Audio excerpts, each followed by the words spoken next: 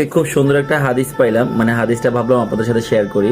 রাসূল সাল্লাল্লাহু আলাইহি ওয়াসাল্লাম বলেছেন যে কোনো স্ত্রী যদি চায় যে তার স্বামী এই পৃথিবীতে বেশি দিন হায়াত পাক, বেশি দিন বেঁচে থাকুক, তাহলে সেই স্ত্রী যেন তার স্বামীকে রিকোয়েস্ট করে, বিনীত অনুরোধ করে, সেই স্বামী যেন তার আত্মীয় স্বজনের সাথে সুসম্পর্ক ও খোঁজ খবর বা সম্পর্ক বজায় রাখে।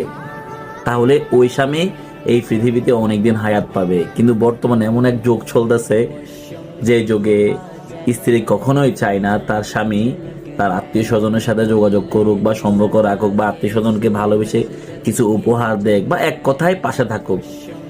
অথচ আমাদের ইসলাম, আমাদের হাদিস, আমাদের প্রিয় নবীর বাণী বলে যে আত্মীয় স্বজনের সম্পর্কে জড়িয়ে থাকা কতটা সোয়াবের কাজ, কতটা নেক হায়াতের কাজ।